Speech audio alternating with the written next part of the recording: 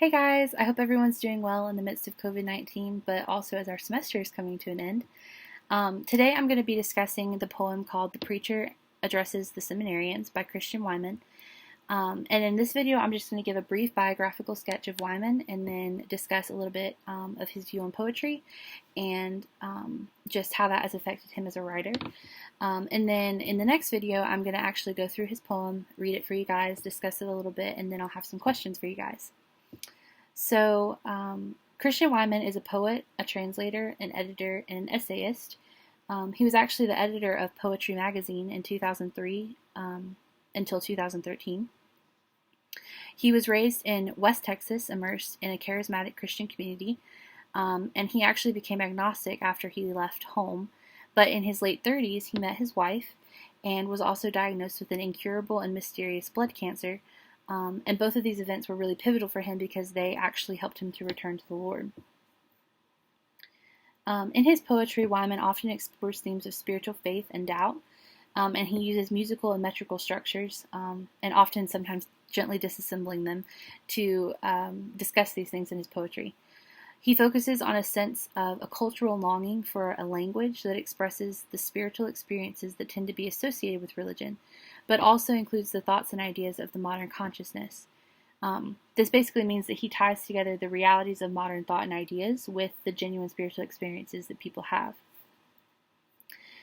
In preparing for this presentation, I actually listened to an interview with Wiman that was conducted by Krista Tippett from the Ongoing Project, which I highly recommend to you guys if you have a chance to listen to it. I know none of you are busy at all with finals coming up, but it was just really cool to listen to Wiman discuss poetry and discuss his ideas about poetry in relation to our modern culture. And it was just really interesting too to hear him actually recite his poetry in his voice and with his voice inflections. It was just really powerful. But anyway, in this interview, Wiman discusses poetry specifically. Specifically about how it relates to reality and how it relates to theology and art and all these other kinds of things. It was very interesting. But I just kind of wanted to discuss this a little bit in this video so that it would give a little bit of background to the poem that we'll be discussing in the next video.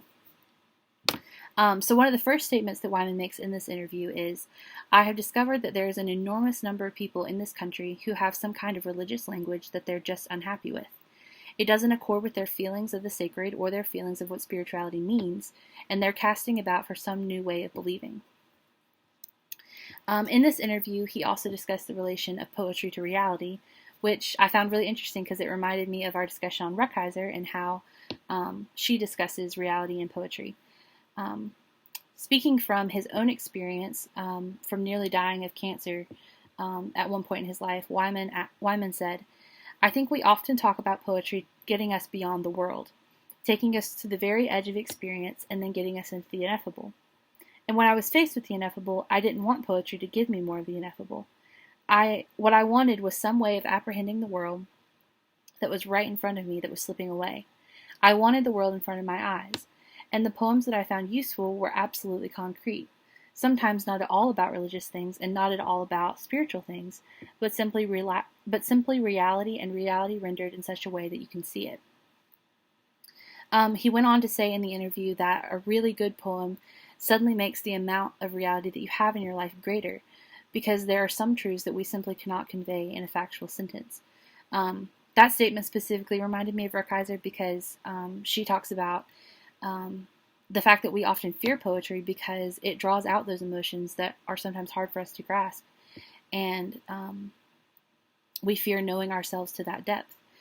But Wiman is saying that that is what a really good poem is. It draws out those realities and makes them more real for us because those emotions are things that we can't always express in just regular conversation. Wiman believes that a new form of communication, a new language is being created, one that is not caught up in religious frivolity, but also helps us understand those parts of ourselves that are so hard to grasp. Wiman also discussed poetry in relation to religion and specifically Christianity. He said that a lot of mid-century Protestant theology, which was led by Karl Barth, was a reaction against this, that you can't simply trust your gut or trust your impulses, that we've got to have some way of finding God together. He said, I really feel like a whole new language is being created in order to make a way of finding God together. And there's too many people who are struggling with this.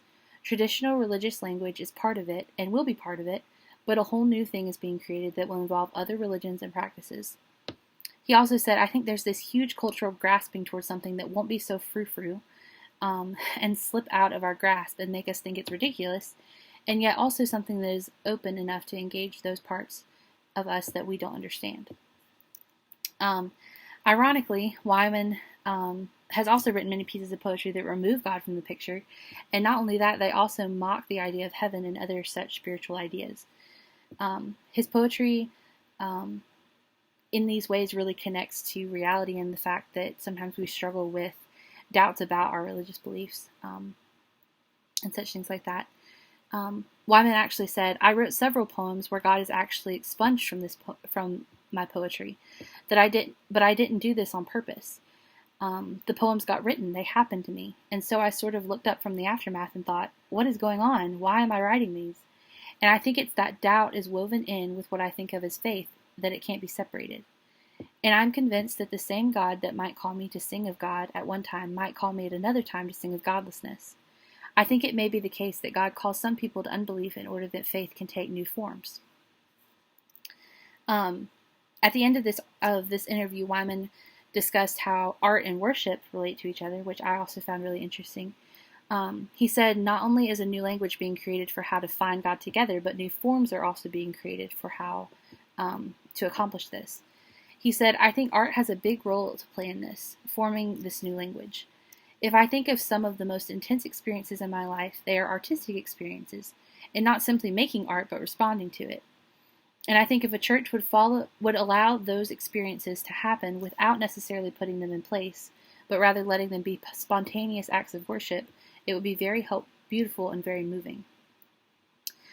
He expresses a desire for some credible middle ground, as he says, between the fanatical worship that he really experienced as a child with the sophisticated, or more mellowed out, I guess you could say, worship that he experiences in church today.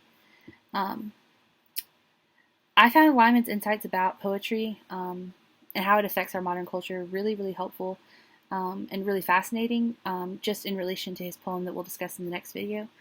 I just really feel like it drew out the reality that his poem discusses a lot more and really helped me to understand why he wrote about it. And so I hope that this little bit of background will help you as we go to discuss The Preacher Addresses the Seminarians. And yeah, let's move on to the next video.